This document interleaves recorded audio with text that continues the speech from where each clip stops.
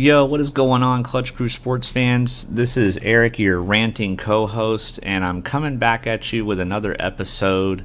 I thought about waiting until Tuesday to release this because Tuesday's normally the release date of our podcast, but I decided I wanted to go ahead and do this now since the NBA draft just happened last night, and I wanted to get this out early and give you my thoughts on everything. So what I will be doing for this episode is I will be going through every single lottery pick that happened in the draft, and I'm going to give you my thoughts. I'll give you what I like about the players, what I dislike about the players. I'll give you my thoughts on the fit with the team that drafted them. So there was definitely a lot to take in here. I am by myself in this one. Zach and Connor have been they're on a cruise right now and are not able to record, so I am doing this by myself. But I hope you guys enjoy this, and with that being said, let's get into it here. Just real quick too, I do apologize for my thumbnail or intro slide here. I don't know why these pictures came out so blurry after I saved it, but I hope you like this here. I've got the NBA 2022 NBA draft, and as you can see here, I edited out the State Farm and I put presented by Clutch Crew Sports, so hope you like that. Alright, so let's get right into this here. And there was a bit of a shocker right out the gate with the Orlando Magic at pick number 1. They were initially projected to draft Chet Holmgren initially right after the lottery picks were announced, but as the draft got closer, it was looking like Jabari Smith was the favorite to be the number 1 overall pick. So definitely a little bit of a surprise here to see Paolo Banchero go number 1, the power forward from Duke. But overall, I still don't hate this pick for the Magic. I mean, between Chet, Jabari, and Paolo, they were the consensus top 3, but it wasn't necessarily like one was an elite player compared to the other. So I still think this is going to be a good pick for the Magic here. I know Zach really wanted Chet. He's the Magic fan on the podcast, but I think he'll come to grips with this. I saw in our group chat that he still gave the grade a B+, so I think he's okay with it.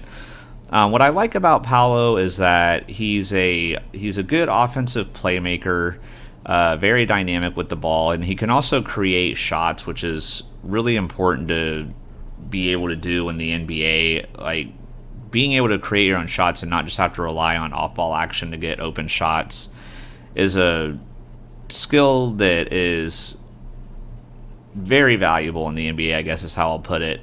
And he's also just an explosive player on both ends of the court, and he can get a lot done. So I do really like this pick, like I said. The main area that Paolo needs to improve, though, is going to be on his defense. And like I said, he's explosive on both ends of the floor, but sometimes he just kind of falls asleep defensively, I guess would be the best way to put it. And so I really think with some good coaching that he can get that fixed. So, and that's really his main weakness. So overall, like I said, solid pick for the Magic here. I'm not gonna give grades on every pick, but like I said, Zach gave it a B+, and I would agree with that. So moving on to selection number 2 here, my Oklahoma City Thunder were up next, and we got the guy that I wanted in the draft, and that is the tall big man Chet Holmgren from Gonzaga. I really like him. Obviously, for starters, with as tall as he has a 7'6" wingspan. If you look at this picture here, if you're watching this on YouTube, he can pretty much dunk standing up. He doesn't even really have to jump. That's how tall he is. And he's going to create a lot of matchup nightmares, I think. He, in addition to being a good scorer inside and everything, it's not like that's all he can do. He can also hit jump shots, and he's a decent three-point shooter. So he's going to be good in the pick-and-roll game. Obviously, with his height, he's a lob threat. And he is a good interior defender as well. He gets a lot of blocks. He's definitely going to come in right away and make an impact for the Thunder. But if I do have a weakness for him, I mean, he's definitely going to need to bulk up a little bit and add some muscle. If you look at these pictures here, obviously, I mean, you can see just how skinny this guy is, and I do worry about that with him. I know, like, when Zach talked about who should the Magic draft at number 1, when he was talking about him, like, if he has to go against guys like Jokic and Giannis and Embiid and stuff like that, like, they're going to be able to bully him around. So he's definitely not a true center per se because of that, but at the same time, if he can get a little bit stronger, that's going to be a really big compliment to his game. And the Thunder needed bigs too, so that's another reason why I'm really happy with the pick. Moving on to pick number 3 now, the Houston Rockets. So they took the last remaining of the big 3 picks here, which was Jabari Smith, the power forward out of Auburn. I really like him. If the Magic had drafted Chet number 1, this is who I would have wanted for the Thunder. I think the Rockets are getting a great value here.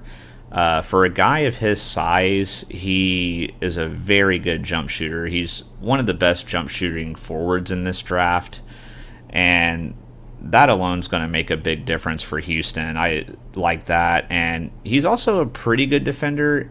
Kind of like with Chet, he's not as good going against the really big bigs, but for his size, he can guard multiple positions, and that's always valuable in the NBA. The more versatile you are, the more positions you can play. I mean, this is more of a positionless era now. It's not necessarily just strictly point guard, shooting guard, small forward, power forward, center. Like, he's going to need to be able to guard more than just power forwards, especially in pick and roll switches. He will have to guard guards at times, and to be able to guard multiple positions is very valuable.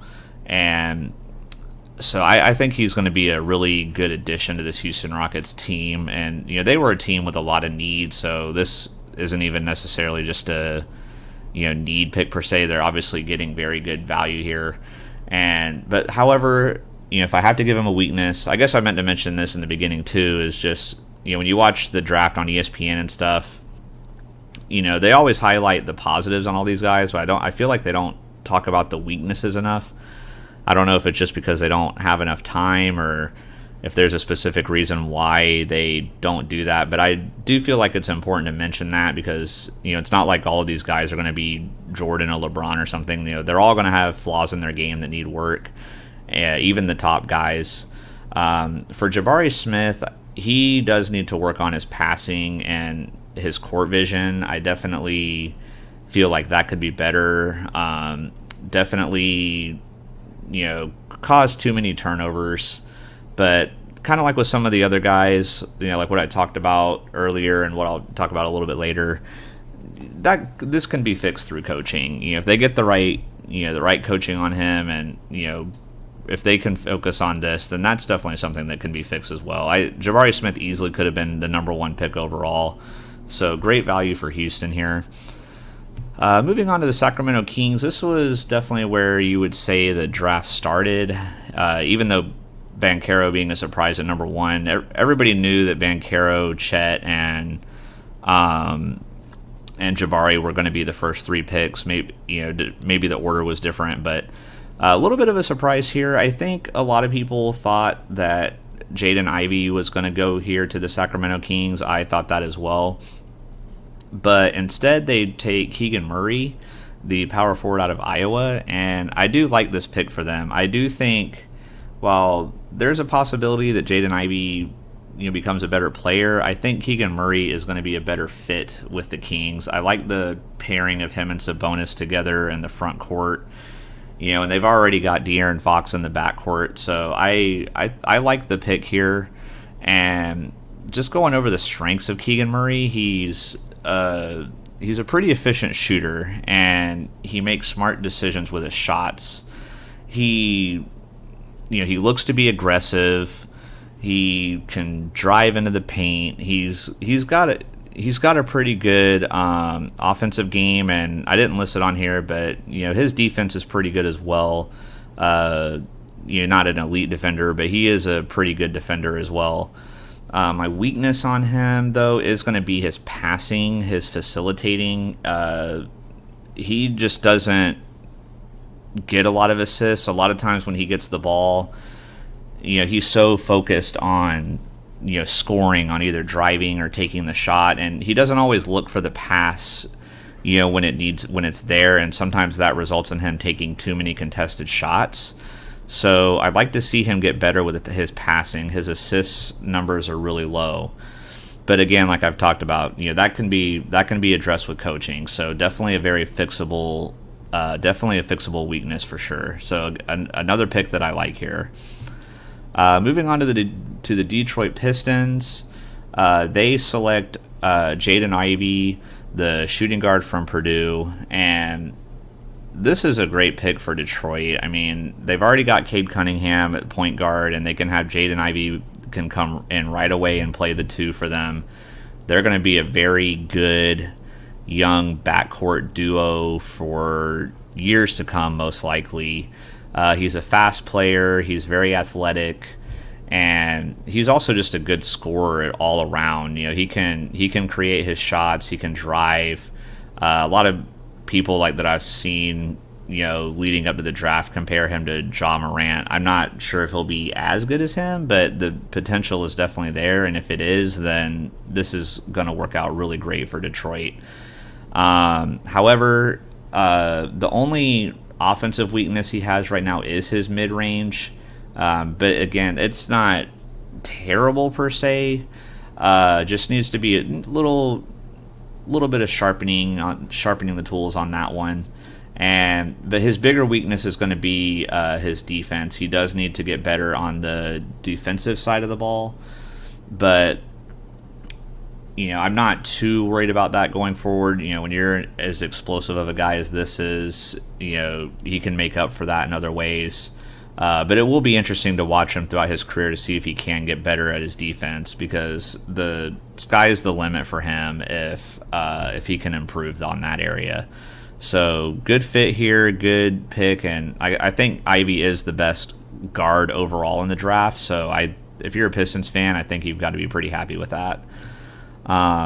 Moving on to pick number 6 for the Indiana Pacers. They take Benedict Mathurin, the forward out of Arizona. I do apologize if I'm pronouncing that wrong. But I know Zach, in addition to the Magic, he also likes the Portland TRAILBLAZERS, and he really wanted Portland to get this guy. So I know he was disappointed that the Pacers sniped them here. Not sure if Portland, who knows what Portland would have done in real life, but good chance they might have taken him. And so I know Zach's a little let down about not getting him, but looking at Mathurin, he's good at creating shots. Like I talked about with Paolo earlier. I mean, when you have the ability to create your own shot and you don't have to rely on other players on the court or scheming to get you open for shots, when you can just get the ball and make your own shot, that is a really nice thing to be able to have. And he's just also a athletic freak. I mean, if you look at this guy in his picture, you can see like how well built he is. He's fast and strong. So and like Zach talked about in our mock draft, he basically carried Arizona. I mean, he was by far their best player and the reason why they had as much success as they had. And I mean, you look at his stats here, averaged 19 points a game and 6.5 rebounds a game, which in college, with it being less minutes than the NBA, like those are pretty good numbers. So he's a prospect I'm going to be excited to watch going into the NBA. Now, his weakness is defense as well, but it's not the same as some of the other players. It's more so just defensive effort. He takes a lot of plays off defensively, and he needs to sharpen that up. That type of thing is something you might be able to get away with in college, but when you're guarding these starting caliber players in the NBA, that's not going to work. And the last thing you want to do is be getting torched a lot. But again, this is something that can be fixed through coaching, though. So if you can put that together, I'd like this pick for the Pacers. I wasn't as familiar with him going into this, but watching watching some of his tape and scouting and stuff, like this guy has definitely grown on me, and I'm excited to see what he does for the Pacers. And then next we have Zach's other team here, the Portland TRAILBLAZERS, and they choose Shaedon Sharpe, the guard out of Kentucky. And this guy, I'm just not really sure how I feel about him. On the one hand, he looks like he's a dynamic prospect, and he also, like some of the other guys I've talked about, is good at creating his own shots. He can finish. He looks like he could be a beast offensively.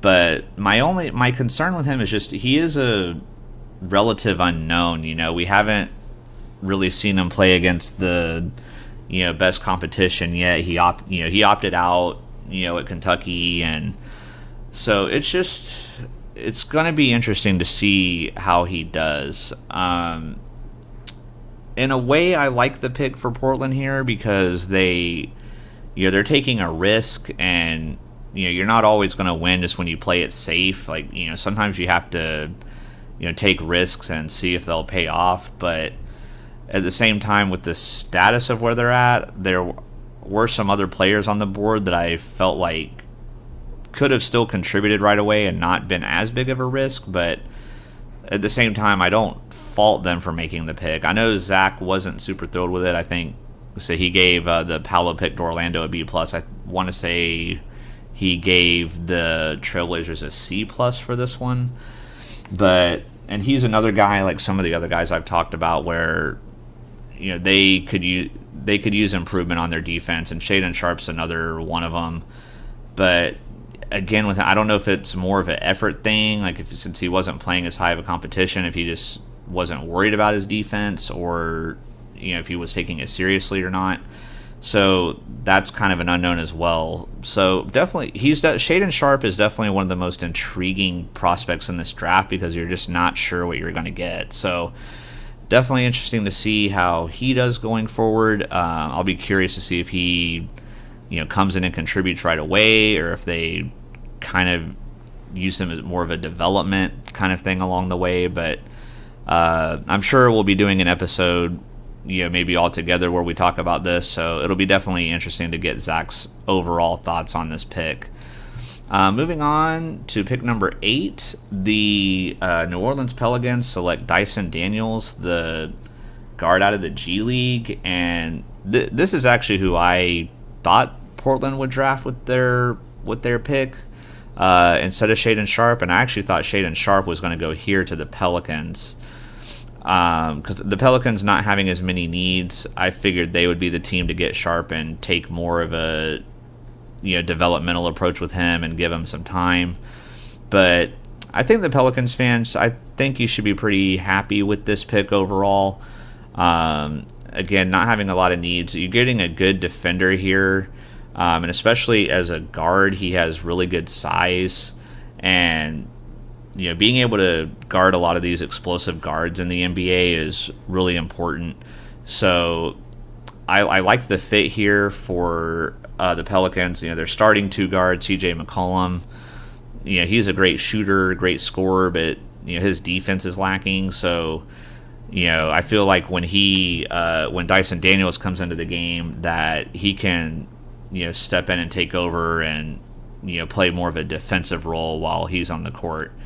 Because his weakness is going to be more on the offensive end. He definitely needs a lot of work on the jump shot. But I saw an interview he did not too long after the draft, or after he got drafted, and he did admit that this was a problem for him, and he is focusing on working on that. So I do like that he acknowledged this, and that he's already willing to work on it. He is purely focused on that, and if he can develop into more of a two-way player to be able to hit some shots and play good defense, that's my favorite type of player in the NBA. Like when you're a two-way player, you can play offense, create your own shots, but also be a good defender. Like I love that. So definitely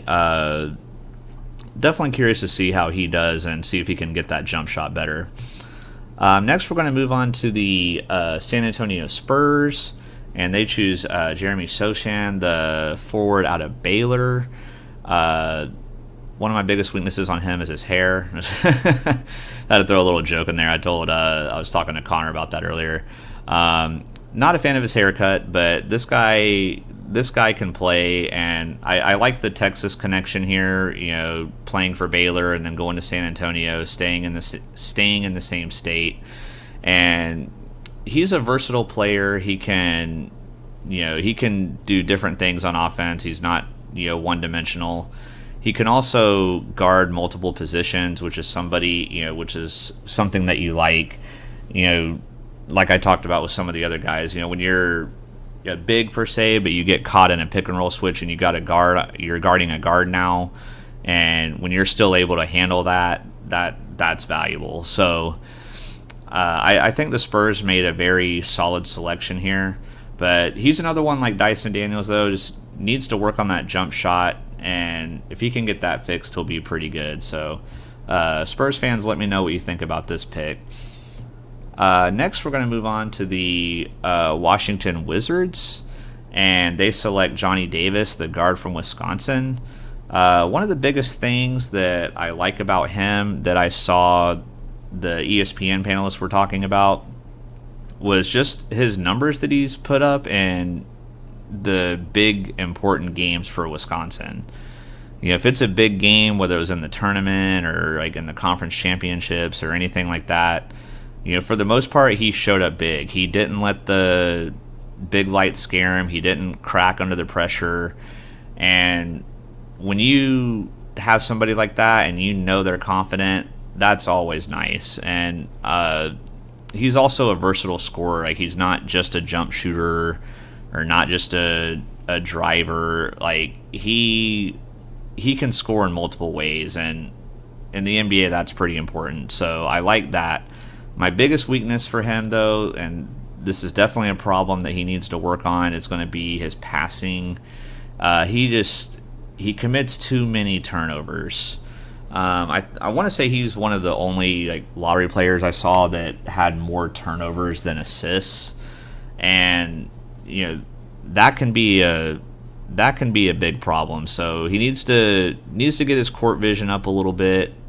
And just be smarter with the ball. Don't just pass to pass, or look where you're passing it to. Don't fall for the double teams, or just different things like that. And if he can work on that, I do think he'll be a pretty good player. So I do like what the Wizards did here. Again, because like I talked about with showing up big in key games, you really want that. If the Wizards are able to get their way back into the playoffs or something, you don't want to have especially a young guy, you don't want to have to go out there and have the game start and wonder, is this guy going to get the job done, or is he going to play scared? That's not going to bother him. So I do like that about this kid, and definitely going to be excited to see what he does. And now for pick 11, this pick was originally the New York Knicks, but I'm not going to do like the NBA draft does and still say that this was the Knicks pick. The Thunder are making this acquisition here. So they draft the small forward Ousmane Dieng. Again, I do apologize if I am pronouncing that wrong. With him being an international player, I hadn't seen too much on him. But from what I'm seeing about him, he has the potential to be a good two-way player. Does need a little work on the defense, though. He's a good passer. He uses his length to, create good passes. And that seems to be, speaking of length, that just seems to be the theme for the Oklahoma City Thunder. They've already got Josh Giddey and Shea, who are two, very, tall guards at 6'6" and 6'8". And then they draft Chet Holmgren, who has the 7'6" wingspan, and Dieng here has a 7-foot wingspan. So you can tell the Thunder, they want players that when they spread their arms out defensively, they want to make it hard for other teams to be able to pass the ball. They want guys that can block and contest shots. That's obviously what the Thunder are going for here. because we'll have another similar thing coming up here in a second about that. But however, Jiang also, like with Chet, like he needs to work on his strength. I do, from what I'm seeing about him, I'm worried he might get bullied around by bigger guys. He's tall, but he doesn't necessarily have the strength yet. And he's also not the greatest at creating his own shots. Like he's pretty good when coming off a pick and roll, or if they can scheme ways to get him open. But when he has the ball in hand and he needs to create his own shot, that's more of a problem. So as a Thunder fan, I have mixed feelings about this pick. I definitely think he's going to be more of a developmental player, but I do have high hopes for this pick as well. So I don't love it, don't hate it, but I do think it's solid. And then again at pick 12 is going to be the Oklahoma City Thunder again. So when they made that trade with the Knicks at pick 11, they still kept the 12th pick in the draft, and they select Jalen Williams, the guard from Santa Clara. There's actually 2 Jalen Williamses in the draft. The other one's from Arkansas, and the Thunder actually drafted him too later on in the second round. But Jalen is spelled differently, but still pronounced the same. So I kind of like made a joke with the guys in our group chat. I'm like, that's probably going to be pretty confusing in practice. I don't know, or if they're like both on the floor at if they're both on the court at the same time during a game, I wouldn't want to be a commentator in that situation. That's going to be a weird situation. But again, like I talked about with Chet and Jiang, out of all the guards in the draft, Jalen Williams has the longest wingspan at 7'2" out of all the guards. So again, going with that, wingspan theme, I guess Sam Presti really likes that. But I had initially never really heard of this guy going into this. I mainly studied the players that were projected to be in the lottery, which Williams was not. But however, after reading some scouting reports on him and looking at what people are saying, I'm actually getting more excited about this pick. I hated the pick when it was first announced because I felt like there were some good players on the board that some of the prospects I'd been studying. I thought there were a couple guys that had fallen, and I really wanted us to draft one of them. But like I said, after reading a lot of good things about this guy, I'm definitely getting more excited about the pick. His strengths definitely lie on the offensive end. He's a good shooter, and he's also a good ball handler and passer. But he does need work defensively, and he's also not the most explosive player on offense. So definitely still some things to work on. But at the same time, I even saw one website that compared him to Donovan Mitchell. I'm like, if he can even be anything near that, then that'll be a great pick for the Thunder. But I think, with them having Shea and Giddey already, he's probably going to be meant to be more of a, backup coming off the bench. And the Thunder also had a terrible time with shooting last year. So, if he can come in off the bench, hit a couple threes a game, that'll be good enough for me for now. And if he can, develop into a great player later, even better. So, moving on here. So pick 13, this was the Charlotte Hornets pick, and I believe they traded it to the Knicks initially, who then traded it to the Pistons. It ends up going to Detroit, and that's going to be Jalen Duren, the center out of Memphis. And I like this pick here. I thought maybe the Spurs would take him earlier in the draft, so I was a little surprised that he fell here. And with the Pistons already getting Jaden Ivey earlier, I think Pistons fans have to be really excited about the direction of this team. So Jalen, his biggest strengths are going to be his shot blocking, his athleticism, and his rebounding. I mean, these are all things that you want from a big guy. And speaking with his athleticism, unlike some of these other bigger guys, like I mentioned, especially Chet, he has the strength. He's not gonna get bullied by guys anywhere near as often as a guy like Chet might. So he just has like the typical big man role. Now, the problem that he has as a big man compared to a lot of big men in today's NBA games, in today's NBA, a lot of guys in the NBA now that are bigs are getting better at shooting. They're better at mid-range. They're better at hitting threes. Duren is not a good shooter at all. It's absolutely his biggest weakness for sure. I'm pretty sure I read that he, didn't even hit a single three-pointer like during his time at Memphis, and didn't take a lot of mid-range shots either. His buckets are going to come from, His buckets are going to come from like alley-oop lobs or offensive rebounds, and getting good looks in the paint. But I don't necessarily hate that him being a bad shooter, just with him being a center. But at the same time, it could hurt the spacing a little bit. But at the same time, he has potential to be a great defender and rebounder for the Pistons. And like I said, paired with Jaden Ivey, I think if you're a Pistons fan, you're sleeping pretty good tonight. You're pretty happy with your picks. All right, now we're going to move on to the Cleveland Cavaliers.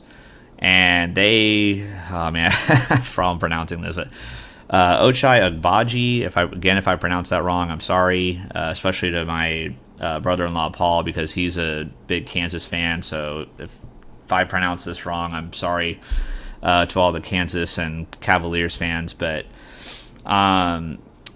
anyways, with Ochai here, his strengths are his defense, which as a shooting guard, that's a lot of guards in today's league are not really good defenders, but he's definitely going to bring that to this Cleveland Cavaliers team. And he has a pretty good shooting percentage as well. He can shoot the three ball well.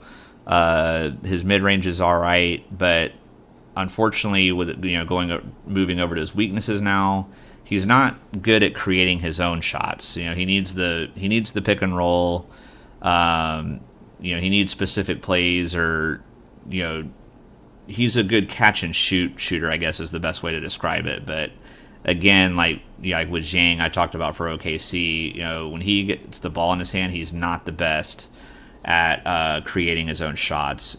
And another thing that worries me about him is that when it was, a big moment or a big game, he tended to get shy and just not put up the numbers he normally does in other situations. I mean, I saw like in one of the tournament games, like he only had 5 points, and like in the Final Four game, I think it was that he only had 12 points. I could be wrong on those, but I know like those were both. There were 2 tournament games where like one game he only had 5 points and one he only had 12, and like I was talking about Johnny Davis earlier, where when Wisconsin needed him, and whether it was a big game or a big moment, they had the confidence in him that he was going to step up and handle that. And with Ochai, it's been different. But at the same time, I don't love this pick, but I don't hate it, mainly because I think he's going to a good situation, being in Cleveland. Cleveland has, a lot of good players. They were a contender for the playoffs last year. In fact, if there wasn't the play-in tournament thing, they would have been in the playoffs. And they had some injuries throughout the season, too, that really hurt them. I felt like they could have been higher than the 8 seed. So he's going to go into a situation where he's not going to be expected to start right away or, do anything like that. He can take the time and develop and, come off the bench at first, and then, then maybe over time, he can make his way into the starting lineup eventually if he gets ready. So, like I said, don't love the pick, but I like the fit, so I think it could work out. And then finally, that Cleveland's pick there, that was the last pick in the lottery, but I'm going to include pick 15 here as well for the Charlotte Hornets, because that is Connor's team. I know he was really excited initially when it looked like they were going to have both Jalen Derwin and Mark Williams at the same time. I think Charlotte would have been wise to do that, just because they really had a urgent need for big men. But regardless, it's too late now. They do trade Derwin, but getting Mark Williams is still going to be a pretty solid piece for them, I think. I definitely love the fit with Charlotte needing bigs. And kind of like I talked about with Jalen Duren, I mean, he's pretty similar. He's, good shot blocker, good rebounder. He's good at scoring in the paint. Everything again, that like I talked about with Duren that you want from a big. And he was, even the ACC Defensive Player of the Year. You got to love that if you're Charlotte. Charlotte has some good offensive weapons. I think Mark Williams will be a good lob threat with LaMelo. I can see LaMelo getting a lot of alley-oop lobs to Mark Williams. Terry Rozier is a good scorer. Like when Gordon Hayward's healthy, like he can get some buckets for you. So they're not necessarily going to be relying on Williams to be a shooting threat or anything. They're not going to need that from him. But getting to his weaknesses, these both kind of relate together here. Like his lateral quickness is not very good. I talked about some of these other guys where like when they get stuck in a pick and roll situation and they get stuck guarding a guard, that a lot of them are still able to keep up with him. That's not the case for Mark Williams. While he is a great defender, it's more of a interior defense and things like that. He's not good on the perimeter, and not that you expect a center to be, great at guarding the perimeter, but he's going to need to at least get a little bit better at that to make sure these teams don't just, torch him out on the perimeter all game. And the other problem he has is he's going to need to get, in a little bit better shape. Like obviously, like, physically, like with weights and stuff like that, he's good, but going to need to work on the cardio a little bit more, just because he didn't play the most minutes at Duke, and a lot of that was because he was getting tired. I think I saw that the most minutes he played in a game was 24 minutes, and in a 40-minute game, that's only a little over half, and for one of your star players, you would expect a little more than that. And then now he's going to go into a league that's way more games, way more regular season games, and then if Charlotte makes the playoffs, then even more games on top of that, and it's 48-minute games instead of 40-minute games. So he's got to get that conditioning up a little bit. But nevertheless, though, I do like the pick for the Hornets. I do think at the time when this pick was made that Williams was one of the best players available, and I also agree with Connor that Charlotte needed big men, so he was one of the better players available and filled a need at the same time. So I like the pick. So overall, just giving my overall thoughts on the lottery, there weren't any teams really that I think made terrible picks or anything. There wasn't anybody, where I was like, oh, what were they thinking taking that guy, or like, that guy was a second round prospect or something. What are they doing drafting him in the lottery? Like, I did have that concern initially with OKC with the Jalen Williams pick, and then a couple of these late lottery and then like picks like that maybe, but at the same time, there wasn't anybody taken where I just thought they were terrible. I guess those are my overall thoughts on the draft class too. I think it's going to be a pretty solid class. It looks like there's a lot of depth in this class. I don't know if there's necessarily going to be too many like superstars. I don't think there's going to be like I don't know if there's going to be like a John Morant or or like a Luka or anybody like that. That's kind of guys that have come out in some of more of these recent drafts. But at the same time, I think some of these teams are going to be happy with a lot of these guys they have, and a lot of these guys I think are going to be expected to even start for their team. So overall, I think it was a good draft, and I think if you're a fan of any of these teams that made picks, I think for the most part, most of y'all are probably pretty happy with who you selected. And to wrap this up, I just want to give a quick shout out to Kennedy Chandler. Zach and I are both, big fans of all Tennessee Volunteer sports. So I had been waiting like all night to record this because I wanted to see where Chandler got drafted before I recorded it. And the Spurs drafted him at pick 38, and they traded the pick to the Memphis Grizzlies. So I'm pretty excited about that. It's a hometown, home state reunion for Chandler there, and he's also pretty good friends with John Morant. So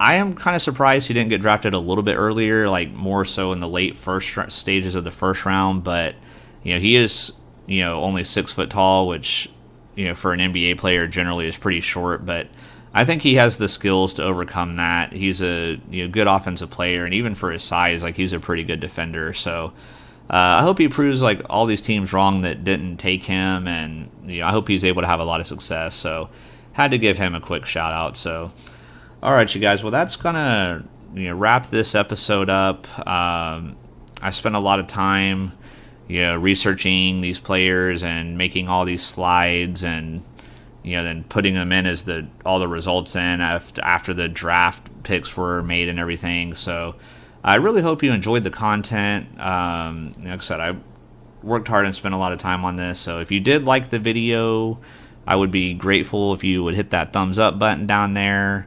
If you're new to the channel, definitely hit that subscribe button. Once Connor and Zach get back from their cruise that they're on, we've got a lot of new content that we're planning to start dishing out for you guys, continuing our trend of getting multiple videos out a week. There's a lot of things going on for Clutch Crew Sports, and at the time of recording this, we're only 7 subscribers away from 300, I believe it was. So help us hit that milestone and keep going even farther. So also just leave a comment below, like if you're a fan of any of the teams, like let me know if you liked their picks or if you agree or disagree with my analysis on the picks. We love getting comments from people. We love interacting with our fans and our supporters. So all right, but that's going to do it, guys. That's going to be the end of the episode. For Zach, be clutch.